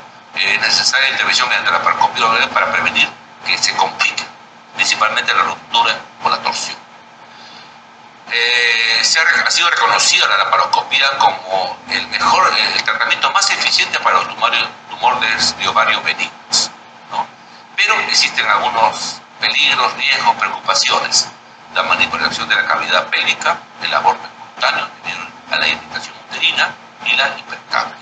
Acá tenemos una laparoscopía más o menos una paciente normal. Entonces, si esta es la posición de los trócares en una laparoscopía normal, tradicional, estándar, llamémosle así, vamos a ver cómo se colocan los trócares en un útero grávido. Acá tenemos 1, 3 y el 2 más alto de la cicatriz umbilical. Y así, de esta manera, podemos llegar al anexo derecho y de esta otra al anexo izquierdo. Entonces, esa es la indicación. Ir más arriba, bien la altura, casi a la altura de la cicatriz umbilical, dos de ellos y uno mucho más arriba. Entonces, eso es lo que han estado usando los japoneses para estas cirugías. Entonces, vemos acá que, bueno, las edades y sitio de la lesión no tienen mayor significancia. La edad gestacional 13.7 más o menos 3.15, o sea, son gestantes en el segundo trimestre. El tamaño de los tumores 6.8, 8.3, depende de la laparotomía, se vio un poquito más grande los tumores, como se hizo. Y el tiempo operatorio fue 95, 101, no es significativo. Pero el sangrado sí, es muy importante. Mínimo sangrado comparado con la laparotomía, ¿no? Casi 3 veces más, ¿no? Y 4 veces más. Los periodos de hospitalización ni hablar, ustedes lo saben bien, 7.6 contra 12.8. Entonces, hay bastante puntos a favor para este examen, para este tipo de tratamiento. Lo encontrado fue, como dije, para todos los tumores benignos es lo ideal. Se encontró teratomas, 36 tumores, perdón. La parotomía 6, pero también se encontró un carcinoma en el otro lado, o sea, hubo una buena elección de repente, ¿no? Y de igual manera tenemos acá, no hubieron mayores complicaciones en lo que respecta al parto vaginal o la cesárea, o en este caso aborto, pero fue por muerte intrauterina, ¿no? Otra cosa diferente. Acá se compara la cirugía, la colocación de los trócares, ¿no? En colocarlo de forma convencional, ¿no? Como en el actual trabajo, ¿no? Prácticamente en los tiempos de quistectomía no hubo mayor variación. Pero esto es muy importante, colocarlo de forma convencional y en la forma que están sufriendo los japoneses, la frecuencia de estimulación uterina fue bastante baja, bastante importante. Así que creo que es otro punto a favor de este tipo de cirugía. Entonces, la laparoscopía es factible durante el embarazo, pero depende de las siguientes reglas. Ojo, la experiencia del operador, importante en toda la laparoscopía, no solamente en esta con más razón. Ojo, 16 a 20 semanas de gestación, que tenga la capacidad de resistir una cirugía y que el útero no sea tan grande. La localización de los trócares, lo que habíamos comentado en el diagrama anterior, y el primero debe sentarse más o menos a 3 o 4 centímetros por encima del fondo del útero, para evitar hacerle daño y por supuesto tener la guía para cortar los otros. La cirugía no debe durar más de 120 minutos en este caso, 90 a 120 minutos. La presión abdominal debería estar entre 10 y 13 milímetros de chequeo. Y la técnica preferida es abierta para sin neumo, me refiero, sin aguja de Menz. Esas son las recomendaciones importantes. Entonces, la laparoscopía es factible, pero depende de la edad gestacional, la experiencia cirujano, tipo de procedimiento y los órganos de interés. Los beneficios son muchos, como ya lo sabemos: menor dolor perioperatorio, menos sangrado, ponerse el pie temprano, deambular rápido, menos riesgo de traumaembolismo, retorno más rápido del peristaltismo, menor tiempo de hospitalización, regreso más rápido de actividades diarias, menor riesgo de infección de herida operatoria, menos manipulación del útero y menor riesgo del parto prematuro. Pero sí hay otras cosas que nos pueden asustar un poquito. La producción placentaria se encuentra afectada debido a la presión abdominal alta. No puede haber acidosis fetal.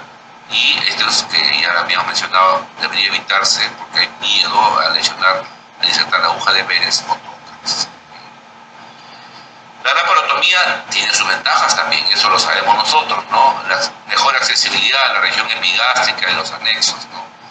La capacidad de tocar, ¿no? Ganglios, tocar órganos, ¿no? Para poder hacer la disfunción selectiva, ¿no? No habrá CO2, por supuesto, permite una mejor perfusión de circulación placentaria. La microlaparotomía es una muy buena alternativa y segura también, ¿no? Se puede permitir que haya un mejor flujo placentario, sí, porque la paciente podría colocarse con una inclinación lateral izquierda leve, ¿no? Durante la laparotomía, y permite la elección del abordaje terapéutico de acuerdo al tamaño del tumor, de su tipo histológico, de una enfermedad, o sea, hacer la cirugía correcta, ¿no? Acá vemos, por ejemplo, un útero grávido. Acá vemos el ovario al costado que tiene cáncer, es una neoplasia maligna, es un carcinoma epitelial de alto grado, ¿no? Se sacó íntegro, ¿no? Acá está. Acá vemos tumores bilaterales, ¿no? Una gestación de 18 semanas, ¿sí? Es cáncer también.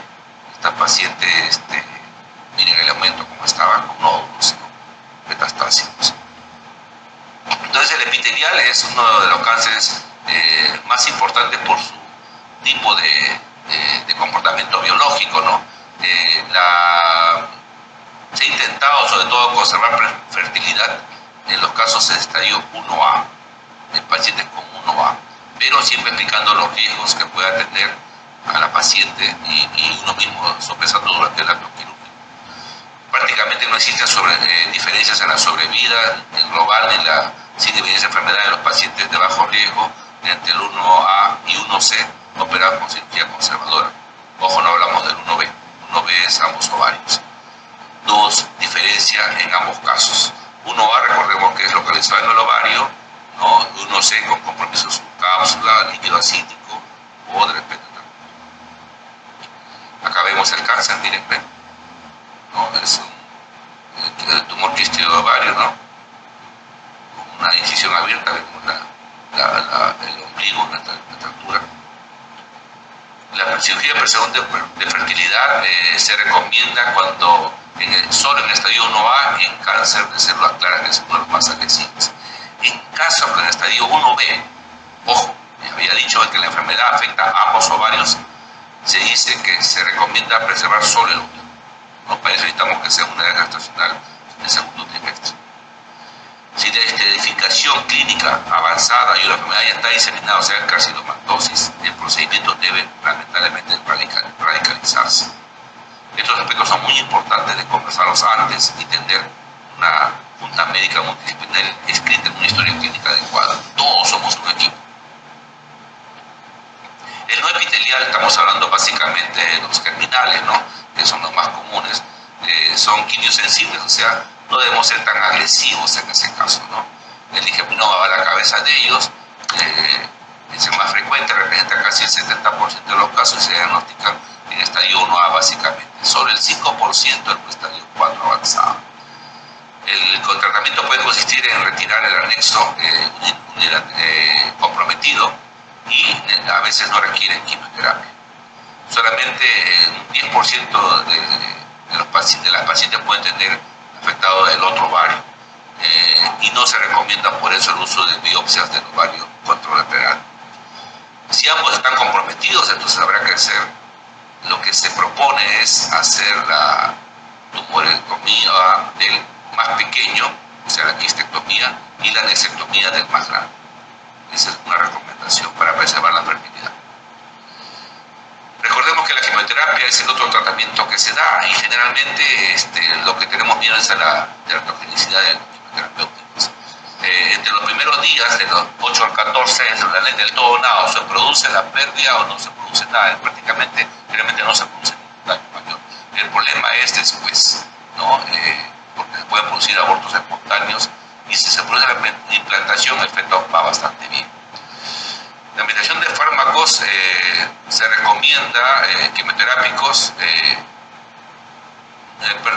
el tiempo debería ser hasta 2 semanas, se supone que no pueden hacer mucho daño. No provoca malformaciones congénitas hasta 2 semanas, pues es difícil tener ese diagnóstico antes de las 2 semanas de gestación. Tenemos acá algunos quimioterápicos usados, ¿no? Tenemos los taxanes, paclitaxel, docetaxel, los de platino, carboplatino, cisplatino y oxiplatino, ¿no? Algunos efectos son oligohidramnios, ototoxicidad, hipotiroidismo, ¿no? Y algunos casos más, pero estos son los más saltantes, ¿no? Acá también vemos un resumen de lo que podría suceder en el tratamiento adyuvante, ¿no? Con pacientes, por ejemplo, y los marcadores, la resonancia magnética y la ecografía que es el diagnóstico, ¿no? Es un estudio que se hizo sobre diferentes tipos de cáncer y en este caso el cáncer de ovario. Recordemos que la referencia se produce entre la tercera y la octava semana, ¿no? Y la gastrulación, que es una de las partes más importantes, ¿no?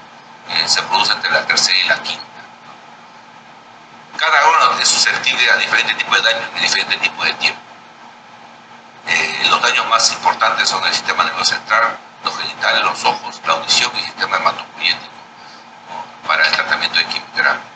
Se recomienda por tal motivo comenzar con la quimioterapia solo después del final de la semana 14 del embarazo, como mis colegas también lo han dicho. En las dosis se utilizan las mismas dosis a pesar de que hay cambios fisiológicos que en mujeres no embarazadas, ¿no? Como dije, entre el segundo y el tercer trimestre lo aconsejable. ¿Qué daños se pueden producir? Restricción de crecimiento intrauterino y un bajo peso al nacer, ¿no? Se usan las drogas, como mencioné, carboplatino y paclitaxel, no varía más, las dosis son más o menos las mismas. También hay informes sobre el uso de los taxanos, los etaxel, paclitaxel, que indican bajo daño durante el segundo y tercer trimestre de la gestación. Recordemos que este grupo de taxanos produce neurotoxicidad y alteraciones a nivel digestivo y respiratorio leves a moderadas, ¿no? Nuevamente, lo que se menciona, retardo de crecimiento fetal, parto prematuro, menor peso al nacer y algunos mortinatos. Y recordar que en la mamá, también hay efectos como la mielosupresión, neutropenia y sepsis. Mucho cuidado para lo que se refiere a la cesárea, por ejemplo. Se recomienda anticoagulación porque tanto el embarazo como el cáncer tienen riesgo de tromboembolismo venoso, ¿no?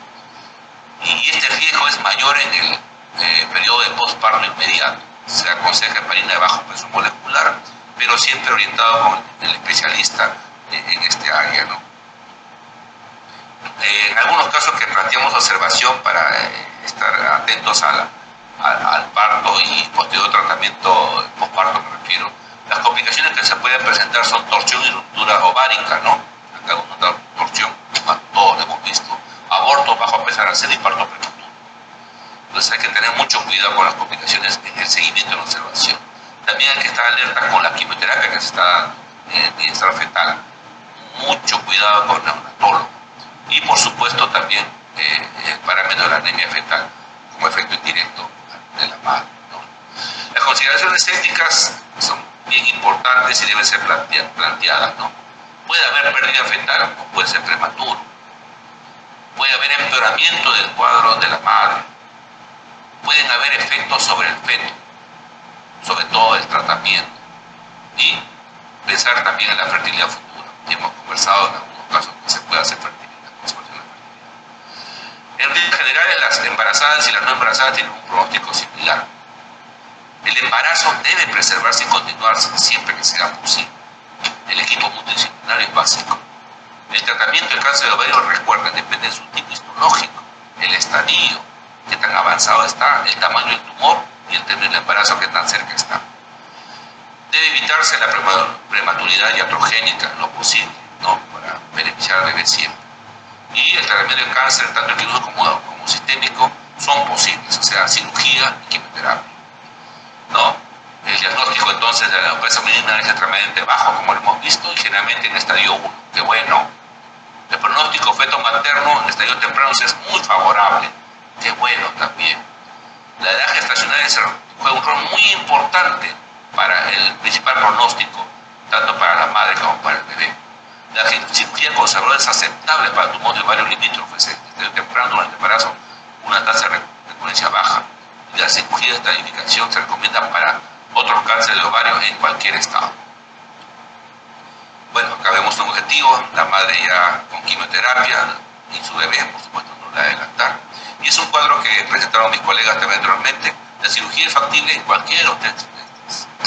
La radioterapia definitivamente no, definitivamente no. La pélvica, en este caso hablamos de la no pélvica, la pélvica no. La quimioterapia en el primer trimestre no, en el segundo y tercer trimestre sí. Y la terapia blanco directa, dirigida, que son las cuerpos monoclonales, está en estudio. Básicamente en estos momentos yo lo pintaría de rojo. ¿Okay? Y de igual manera la terapia hormonal también de rojo. En resumen, la medicina moderna permite realizar cirugías para preservar fertilidad. Muy bien, incluso en los tipos de cáncer más agresivos. Qué bueno, en el estadio 1A de cáncer epitelar, recordemos. Con base en la estratificación clínica e histológica de la operación maligna, a menudo se requiere quimioterapia como tratamiento complementario. Bueno amigos, esa es la idea, nuestra gestante, recuperada después de quimioterapia y la familia. Ha sido una excelente ponencia, la del doctor Gamarra también. Estamos muy contentos de haber tenido estos excelentes expositores y vamos a hacer unos minutos para unas cuantas preguntas que nos ha generado la audiencia. Doctor Carvajal, entonces pasamos para poder hacer las preguntas. La audiencia nos pregunta si hay casos de cáncer de mama y gestación hormonodependientes y no hormonodependiente. Cuando estas pacientes quieren volver a embarazarse, ¿cuándo les indicamos que pueden hacerlo en los casos de cáncer de mama hormonodependientes y no hormonodependientes? ¿Cuándo sería una indicación para indicarles que pueden volverse a embarazar? Los cánceres de mama usuales en su mayoría son hormonodependientes, pero en estas pacientes que están en etapa reproductiva, como hemos mencionado, la mayoría no son hormonodependientes. Se ha demostrado de que una vez que una paciente es tratada con cáncer de mama, diferentes series han demostrado de que cerca del 20% de estas pacientes se embarazan posteriormente. Y la mayoría de estos embarazos usualmente son en pacientes que tienen receptores hormonales negativos. En teoría no debería haber ningún problema con una gestación posterior, pero de todas maneras siempre se tiene que tener en consideración estos aspectos por la forma como se inicia el cáncer de mama, y de todas maneras no se debería desalentar la gestación posterior a un cáncer de mama tratado y que en estos momentos se encuentra en controles. Muchas gracias. Tenemos otra pregunta, doctor Aguilar. Si nos puede absorber esta consulta es: ante un diagnóstico de NIC3 en la gestación, ¿se hace necesariamente un cono o en qué o a qué edad gestacional? Bueno, el tema del precáncer y gestación, según lo que he mostrado, pues es un manejo expectante. No se trata de un precáncer, llámese un NIC2 con P16 positivo, un NIC3. Durante el embarazo se hace un manejo expectante. También hemos mencionado que hay una tasa de regresión, ¿no?, importante, o sea, en pocas palabras, después del parto, sobre todo si es por vía vaginal, hay una regresión importante de estas lesiones, y inclusive las pacientes hemos visto en casos de displasia que después del parto ya vienen, se le hace su papanicolau, colposcopía y no hay lesión. Inclusive he tenido un caso de un carcinoma y microinvasor que después del parto regresó a su control, papanicolau negativo y colposcopía negativa. Le hice un SEC pensando que el carcinoma estaba en el canal y salió negativo. Entonces, las lesiones premalignas se manejan de forma conservadora durante el embarazo. Muchas gracias. Y tenemos otra pregunta también, dice: el diagnóstico de cáncer invasor en estadios iniciales, estadio 1A o 1B1, solo puede hacerse una pieza de conización. ¿En qué caso se puede o se debe hacer un cono en gestantes? Bueno, hemos visto también los diferentes estudios, ¿no? Cada vez se están haciendo cirugías menos radicales, también se están extrapolando al cáncer de ovario, el cáncer de cuello uterino de gestación. En estadios iniciales, pues hemos visto que las guías nos dicen si es menos de 22 semanas, lo primero que tenemos que hacer es una cirugía de identificación de la parte de ganglios pélvicos para ver si están negativos. Esto se hace mediante una cirugía laparoscópica idealmente, y si están negativos los ganglios pélvicos en un estadio 1, de 1B1, tumores menos de 2 centímetros, se podría ofrecer una conización o una traqueotomía simple. En esos casos se podría ofrecer, pero también hay que tener en cuenta nuestra legislación. En el Perú hay una legislación que permite, ¿no?, este manejo del cáncer, inclusive como parte de aborto terapéutico, y hay que conocerlo. Entonces hay riesgos también, ¿no? Hacer un cono en una gestante es un riesgo de un aborto, de menos de 22 semanas. Entonces hay que manejar ambas situaciones. Lo que hacemos comúnmente es preservar la gestación, que llegue a un feto viable, y después del parto ya se maneja, ¿no?, de acuerdo a cómo se encuentra el cáncer. Muchas gracias, doctor Aguilar. Doctor Gamarra, acá tenemos una pregunta. La audiencia nos pregunta: ante los marcadores tumorales aumentados por el embarazo, ¿tiene utilidad los criterios de IOTA para tumores de ovario en las pacientes gestantes? Sí, definitivamente la ecografía entra a tallar y tiene un valor muy importante. Como digo, los criterios IOTA están comparados con el ORRAS que nosotros usamos, ¿no? Entonces sí, definitivamente sí. Los marcadores tumorales, en este caso el CA125 que va a la cabeza, nos sirve muchísimo a partir del segundo trimestre, ¿no? Segundo y tercer trimestre. Si va elevándose en el transcurso de la gestación, definitivamente estamos ante una altísima sospecha de malignidad. Y los criterios de IOTA, o nosotros queremos llamarle ORRAS, ¿no? El ORRAS, conforme se va encontrando otro tipo de signos ecográficos que sugieran malignidad, obligan ya a una cirugía, ¿no? Recordemos que el marcador tumoral oncológicamente lo usamos para seguimiento, básicamente para seguimiento. En este caso sería un inicio nada más, no va a servir para el seguimiento posterior, para el tratamiento de la paciente. Muchas gracias. Una pregunta más ahí. Tenemos, ante una biopsia dirigida con resultado de patología de HSIL-NIC3, se impone un cono diagnóstico. ¿Hay algún caso en el que la colonización se pueda obviar y realizar de frente histerectomía? No, o sea, la misma pregunta que hemos visto anteriormente, ¿no? En tamizajes positivos de HSIL va a una colposcopía y si vemos sospecha de un cáncer, alta sospecha de cáncer, recién se hace una biopsia dirigida. Y si esa biopsia dirigida sale un carcinoma infiltrante, va a linfadenectomía pélvica para estudiar ganglios y se hace ya este manejo luego. La conización siempre va previa a una histerectomía, no se puede realizar una histerectomía sin haber pasado por un cono, es lo ideal, ¿no? Para evitar subdiagnósticos. Sí. Muy bien. Les agradezco mucho a los ponentes, han sido excelentes exposiciones. Les pido disculpas a los presentes porque nos hemos pasado un poco más de la hora, pero las exposiciones estaban tan interesantes que no quería cortarlas. Dejo la sesión al doctor Enrique Guevara para las explicaciones del caso. Muchas gracias a todos. Muchas gracias, doctor Enrique Vidal, por la coordinación y moderación de este tan importante simposio sobre el cáncer ginecológico y gestación.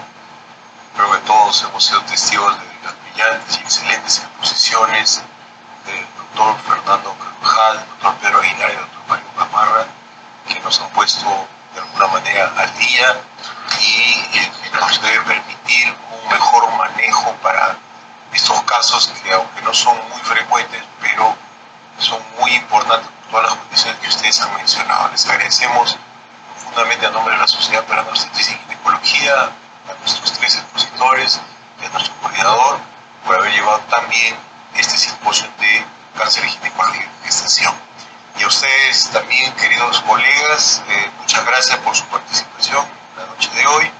Y los estamos invitando a la próxima sesión científica, la 9ª sesión científica de infecciones en ginecología, que se va a llevar a cabo el día 27 de agosto de 2024. Tengan todos ustedes muy buenas noches y nuevamente gracias a todas y todos ustedes. Buenas noches.